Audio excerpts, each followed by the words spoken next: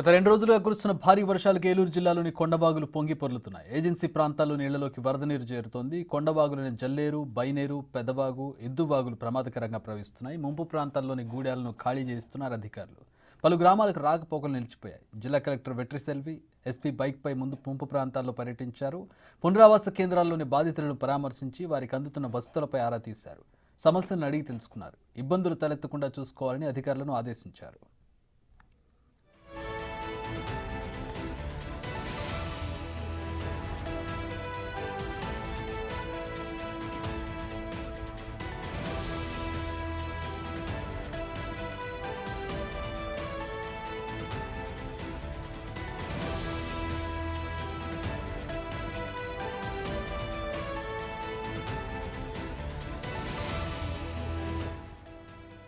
మరోవైపు కుండపోత వర్షాలకు జంగారెడ్డిగూడెం కరాటం కృష్ణమూర్తి జలాశయం ఉధృతంగా ప్రవహిస్తోంది. వేలేరుపాడు మండలంలో కాజువేల నుంచి వరద నీరు ప్రవహిస్తుండటంతో జనజీవనం స్తంభించింది.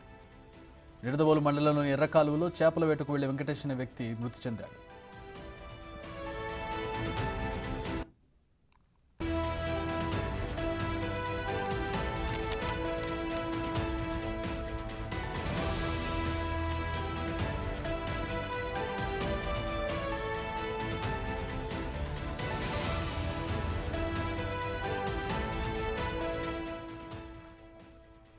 ఏలూరు జిల్లా ముంపు ప్రాంతాల్లో కలెక్టర్ వెట్రిసెల్వి పర్యటించారు. జోరు వానలు లెక్క చేయకుండా ప్రజల వద్దకు వెళ్లి సమస్యలు తెలుసుకున్నారు. వరదకు రోడ్లు ధ్వంసమై కారు వెళ్లలేని ప్రాంతాలకు జిల్లా ఎస్పీని తీసుకుని బైక్పై వెళ్లారు కలెక్టర్ సెల్వి.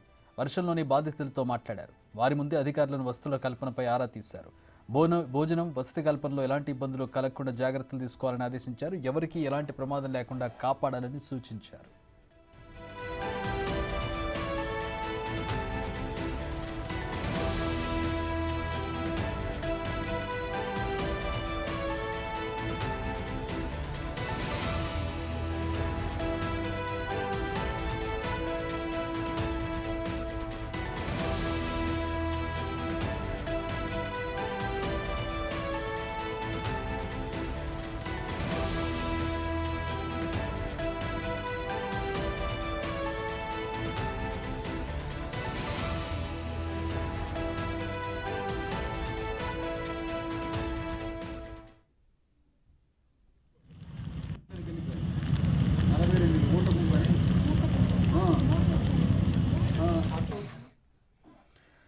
ప్రతినిధి సాగర్ జాయిన్ అవుతున్నారు.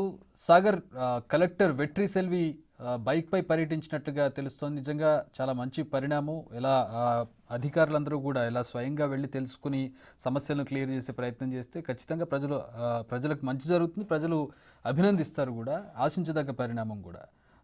ఏంటి, ఎట్లాంటి పరిస్థితి ఉంది? కలెక్టర్ తెలుసుకున్నటువంటి విషయాలేంటి? క్లియర్ చేసినటువంటి అంశాలేంటి?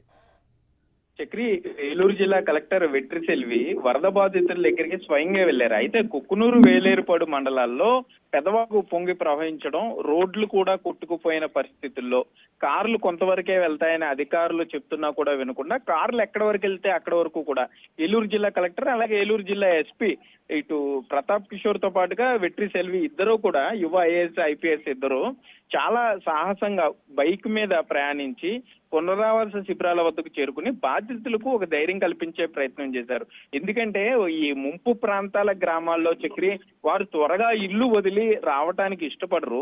అటువంటి జిల్లా స్థాయి అధికారులు, ఒక కలెక్టర్, ఎస్పీ వచ్చి వారిని బతిమలాడి పునరావాస శిబిరాలకి తరలించి అక్కడ వారికి భోజనం, మంచినీరు సౌకర్యం కల్పించారు. వర్షాకాలం అంటే ఈ 2-3 రోజులు ఈ అల్పపీడన ద్రోణి ప్రభావం తగ్గేంత వరకు కూడా ఇక్కడే ఉండాలని వారికి కొంత ధైర్యం కూడా చెప్పడం జరిగింది. వాస్తవం కలెక్టర్, ఎస్పీ రావడం వల్ల వారు ఆ గ్రామాలు వదిలి పునరావాస శిబిరాలకు కూడా వచ్చారనే చెప్పుకోవచ్చు. గత 2 రోజులుగా కూడా ఈ ఇద్దరు యువ అధికారులు కూడా చాలా పనితీరులో కానీ, ప్రజలతో మాట్లాడడంలో కానీ, ముప్పు ప్రాంతాలకు వెళ్లి ఇటు రైతులు, అన్నదాతలకు భరోసా కల్పించడం కానీ, అటు వరద బాధితులకు ధైర్యం కల్పించడంలో ముందున్నారనే చెప్పుకోవచ్చు. అలాగే పోలవరం ఎమ్మెల్యే సైతం అదే స్థాయిలో, అదే ఉత్సాహంతో ఆయన కూడా గత రోజులుగా పనిచేస్తూ వస్తున్నారు. పెదవాగులో కొట్టుకుపోయినటువంటి కారులో ఉన్న 5గురిని రక్షించడానికి ఆయన యువకుల్ని అక్కడ ప్రోత్సహించిన తీరు కానీ, అక్కడ యువకులు తమ ప్రాణాలకు తెగించి వారందరినూ కాపాడటం చాలా అభినందనీయం అని చెప్తున్నారు. రాష్ట్ర వ్యాప్తంగా కూడా వారికి కూడా వచ్చి మరోపక్క ఇటు పోలవరం ప్రాజెక్టు సంబంధించి కూడా సుమారు 4.5 లక్షల క్యూసెక్ల వరద నీటిని దిగువకు విడుదల చేస్తున్నారు. ఈ సెల్ఫీలు దిగడానికి వచ్చే వాళ్ళు వాగుల దగ్గరికి వెళ్ళి లైవ్ పెట్టి సోషల్ మీడియాలో కొంత యాక్టివ్ గా ఉండేవాళ్ళు, కొంత హడావుడి చేసే వాళ్ళందరినీ కూడా జిల్లా అధికారులు పూర్తి స్థాయిలో హెచ్చరిస్తున్నారు. చాలా జాగ్రత్తగా ఉండాలి. వాగుల దగ్గర ఒకవేళ అనుకోని ప్రమాదం జరిగితే కుటుంబాలు చాలా ఇబ్బంది పడతాయి. కాబట్టి యువకులు ఈ సోషల్ మీడియాలో యాక్టివ్ గా ఉండి ఈ వాగుల వద్దకు వెళ్ళేవారు కొంత సంయమనం పాటించాలని జిల్లా కలెక్టర్ ఎస్పీ కూడా విజ్ఞప్తి చేస్తున్నారు. మరోపక్క 3 రోజులుగా గ్రౌండ్ లెవెల్ లో ఉంది.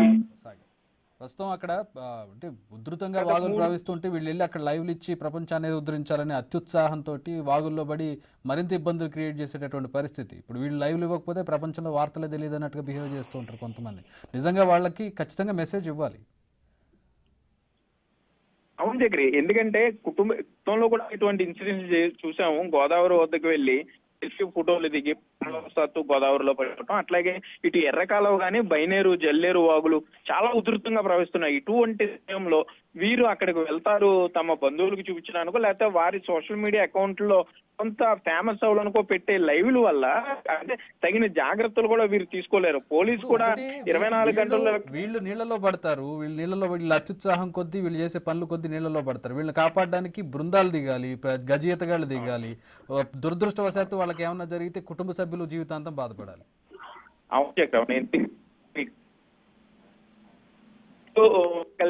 కొండవాగుల దగ్గర పోలీసులు బ్యారికేడ్లు పెట్టారు, పికెట్లు పెట్టారు, కానీ ఏదో ఒక సందు చూసుకుని లేకపోతే ఏదో ఒక అవకాశం చూసుకుని చాలా అంటే పోలీసులు ఎప్పుడు వెళ్లే చోట పికెట్లు పెడుతున్నారు. కాబట్టి వీరు అవకాశం ఉన్న చోట ఎక్కడైతే రహదారి కూడా ఉండదో అటువంటి చోట్లకు వెళ్ళి మరి కొంత వరద ఉధృతిని ఈ మధ్య ఈ డ్రోన్ కెమెరా కల్చర్ కూడా వచ్చింది. ఈ డ్రోన్ కెమెరాలు తీసుకొచ్చేస్తున్నారు. ఈ డ్రోన్ కెమెరాలతో ఆ వరద ఉధృతిని చుట్టుపక్కల ప్రాంతాలని చూపించడం, వారి లోకల్ గా ఉన్న వారి యూట్యూబ్ ఛానల్ సొంత యూట్యూబ్ ఛానల్లో కానీ ఈ సోషల్ మీడియా ఫేస్బుక్ ట్విట్టర్లో పెట్టడం వల్ల ఇతను డ్రోన్ చూస్తూ ఉంటాడు పైన, లేకపోతే ఫోన్ లోనో కింద అబ్జర్వ్ చేయడు. ఒక్కసారిగా వరద ఉధృతి పెరిగిన కాలు జారినా కూడా పూర్తిగా గల్లంతయ్యే అవకాశం ఉంటుంది. అధికారులకి ఇది పెద్ద తలనొప్పిగా మారిందనే చెప్పుకోవచ్చు చక్రి. దీనికే ముందు జిల్లా ఎస్పీ దీని మీద ప్రతాప్ చకుషర్ ముందు దృష్టి కేంద్రీకరించారు. పోలీసులు కూడా చాలా స్ట్రిక్ట్ ఆదేశాలు జారీ చేశాడు. ఎట్టి పరిస్థితుల్లో కూడా యువకులు ఈ చుట్టుపక్కల ఏదైతే వరద ఉధృతి ప్రాంతాలు ఉన్నాయో ఆ చుట్టుపక్కలకి రాకూడదని చెప్పారు. పోలీసులు అవసరమైతే వారి డీటెయిల్స్ అన్ని నోట్ చేసి వారి పేరెంట్స్ పిలిపించి కౌన్సిలింగ్ కూడా చేయమని చెప్పడం జరిగింది. అయినా కూడా పోలీసులు ఎంత కంట్రోల్ చేస్తున్నా కూడా యువకులు ఏదో ఒక దారి చూస్తున్నారు. అయితే ఇప్పుడు రోడ్లు చూస్తే రోడ్ల పరిస్థితి కూడా చాలా దారుణంగా ఉంది. అంటే రోడ్లు చాలా వరకు కొట్టుకుపోయినట్టు కనపడుతుంది. ముంపు ప్రాంతాల పరిస్థితి ఏంటి? ఇట్లా రోడ్లు ఎన్ని గ్రామాలు తెగిపోయాయి? ప్రధానంగా ఎక్కువ ఇబ్బంది పడుతున్నాయి, ఎక్కువ ఎఫెక్ట్ అయినటువంటి మండలాలు కానీ గ్రామాలు కానీ ఏంటి? మొత్తం ఉమ్మడి పశ్చిమ గోదావరి జిల్లాలో కుక్కునూరు, వేలేరుపాడు ఈ 2 విలీన మండలాలు తెలంగాణ నుండి ఆంధ్రలో కలిసిన మండలాల్లో గోదావరి పక్కనే ఉంటాయి. కాబట్టి వీటికి వరద ఉధృతి ఎక్కువగా ఉందని చెప్పుకోవచ్చు. పెదవాకి 2 చోట్ల గండి పట్టడంతో ఆ చుట్టుపక్కల గ్రామాలు కొంత ముంపుకు గురయ్యాయి. అంటే ప్రమాదకర స్థాయిలో కాకపోయినా ఇళ్లలోకి నీరు వచ్చి చేరడంతో పాటుగా ముందు జాగ్రత్త చర్యల్లో భాగంగా అధికారులు వారందరినీ కూడా పునరావాస కేంద్రాలకు తరలించే ఏర్పాట్లు చేస్తున్నారు. మరోపక్క ఈ వ్యాధులు ప్రబలకుండా శానిటైజేషన్ ప్రక్రియలో కూడా పంచాయతీ అధికారులు నిమగ్నమయ్యారని చెప్పుకోవచ్చు చక్రి. మరోపక్క పెదవాకు సంబంధించి గండిపట్టం రోడ్లు అంటే కాజ్వేల్ పై నుండి కూడా వరద నీరు ప్రవహిస్తుండటంతో అధికారులు ముందుగా చెప్తున్నారు కనీసం 2 అడుగుల నీరే కదా ఉందని కారుల్లో దాటడం కానీ బైకుల మీద దాటడం వంటి కార్యక్రమాలు చేయొద్దు. ఆ వరద నీరు 2 అడుగుల పై ఉన్నా కూడా ఆ పైన ఉన్నా కూడా దాన్ని ఒక కారుని తోసేగల శక్తి నీటికి ఉంటుంది. కాబట్టి దయచేసి అటువంటి ప్రయత్నాలు చేయొద్దు. అవసరమైతే వెనక్కి తిరిగి వెళ్ళండి, లేదా చుట్టూ తిరిగి వెళ్ళాలి, లేదా వరద ప్రవాహం తగ్గేంత వరకు వెయిట్ చేయగలిగితే ఇంకా అందరికీ మంచిది. కానీ ప్రమాదకర పరిస్థితుల్లో ఎటు పరిస్థితుల్లో కూడా వాగులు వంకలు దాటే ప్రయత్నం చేయొద్దన్నారు. ఇప్పటికే చక్రి పాపికొండల టూర్ కి సంబంధించి తాత్కాలికంగా బ్రేక్ పడింది. గోదావరి వరద ఉధృతి ఎక్కువగా ఉంది కాబట్టి ఆ పైకి గోదావరి పడవలు వెళ్లే పరిస్థితి లేదు. కాబట్టి ఆ పర్యాటకులను కూడా రావాలని చెప్పారు. ఏజెన్సీలో చాలా ఫేమస్ టెంపుల్ గుబ్బల మంగమ్మ గుడి అని పుటాయిగూడు మండలంలో ఉంటుంది. పూర్తిగా ఆ గుడికి వెళ్ళాలంటే అడవిలోకి వెళ్ళాలన్న పరిస్థితి.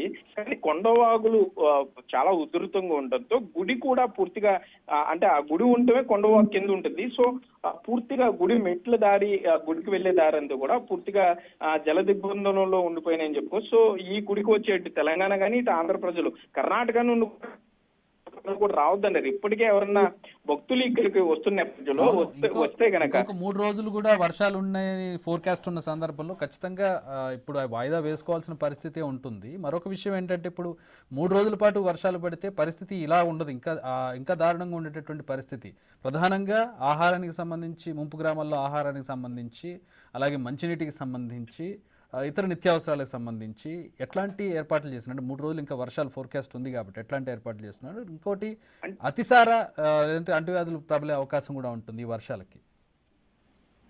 మెయిన్ గా మీరు చెప్పింది మెయిన్ పాయింట్. ఎందుకంటే ఈ వరద నీటితో కానీ లేకపోతే కొంత అక్కడ ఈ వరద వలన పారిశుద్ధ్యం కొంత అక్కడ ఇబ్బంది పెట్టే పరిస్థితి ఉంటుంది కాబట్టి వీటన్నిటిని దృష్టిలో పెట్టుకునే ఏలూరు జిల్లా కలెక్టర్ ఒక అడుగు ముందుకు వేసిందనే చెప్పుకోవచ్చు. వెట్రి సెల్వి ఆమె ఆ వరద బాధితులతో నిజంగా ఆ గ్రామంలో ఒక మనిషిగా, వారి కుటుంబ సభ్యురాళ్ళుగా వారిలో కలిసిపోయి వారి నుండి వివరాలన్నీ తీసుకుంది. ఎందుకంటే గతంలో ఎవరు ఈ సాహసం చేయలేదు. కారు ఎక్కడి వరకైతే అక్కడికి వెళ్ళారు, అక్కడ జనాలతో మాట్లాడారు. కానీ వెట్రి సెల్వి ఒక అడుగు ముందుకు వేసి ఐఏఎస్ అన్న తన అధికార దర్పాన్ని చూపించకుండా ఆమె అక్కడ గ్రామాల్లో మహిళలతో మాట్లాడిన తీరుని ఏలూరు ఉమ్మడి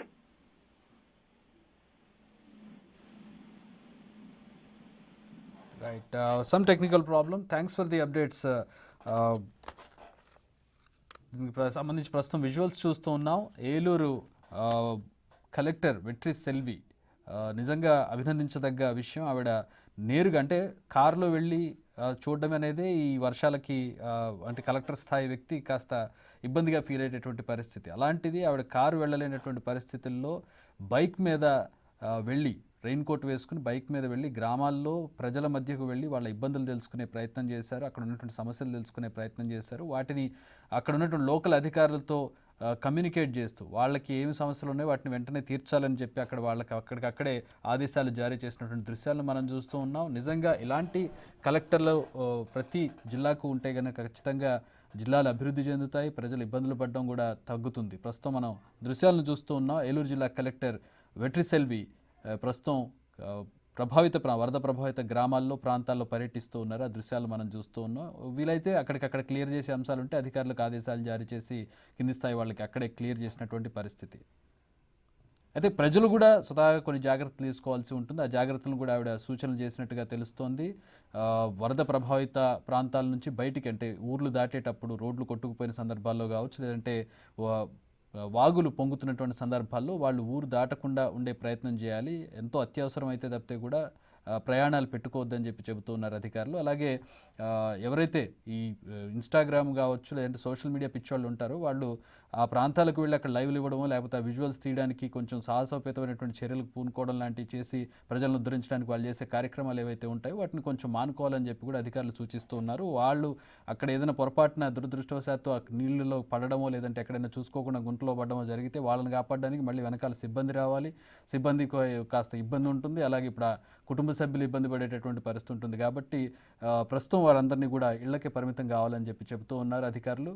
ప్రస్తుతం పరిస్థితి చూస్తున్నాం. ఇటు తూర్పుగోదావరి కావచ్చు, అటు పశ్చిమ గోదావరి ఉమ్మడి జిల్లాల్లో, రెండు దగ్గరలో కూడా ఉభయ గోదావరి జిల్లాల్లో గోదావరి పరివాహక ప్రాంతాలన్నీ కూడా ప్రస్తుతం తీవ్ర వరద ప్రభావిత ప్రాంతాలుగా కనబడుతూ ఉన్నాయి. మరొక 2-3 రోజులు ఇవే వర్షాలు, సైక్లోన్ ప్రభావంతో వర్షాలు ఉండే అవకాశం ఉండడంతో మరింత తీవ్ర ప్రభావం ఉండే అవకాశం కనపడుతోంది. సో దానికి తగ్గ చర్యలు కూడా అధికారులు తీసుకునే ప్రయత్నం చేస్తున్నట్టుగా కనపడుతుంది. కాకపోతే ప్రతిసారి వర్షాకాలం వరద ప్రభావిత ప్రాంతాల్లో ఉండేటటువంటి ఇబ్బందులు తెలియనివి కాదు. వాళ్ళ పరిస్థితి అగమ్యగోచరంగా ఉంటుంది. ఆహారానికి కొరత, నీటికి కొరత, పారిశుద్ధ్య సమస్య వస్తుంది. ఆ తర్వాత వ్యాధులు ప్రబలే అవకాశం కూడా ఉంటుంది. ప్రధానంగా వాళ్ళకి నిత్యావసరాలకి చాలా కొరత ఏర్పడుతూ ఉంటుంది. అటు ఊరు దాటి బయటకు వెళ్ళలేరు, ఊళ్ళోకి ఎవరు తీసుకొచ్చే పరిస్థితి ఉండదు. కాబట్టి ప్రభుత్వం త్వరితగతిన ముందుగా చర్యలు తీసుకొని ముందస్తుగా ఏర్పాట్లు చేస్తే గనక ఇబ్బందులు కొంతమేరకు తగ్గే అవకాశం ఉంటుంది.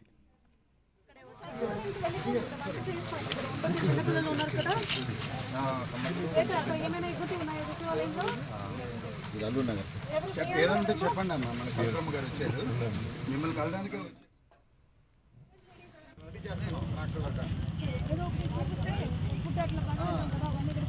అదే మేడం. అంటే సార్ మీకు చెప్పేది ఏంటంటే మీరు గుర్తుపెట్టుకోండి, 42 ఊట గుంపని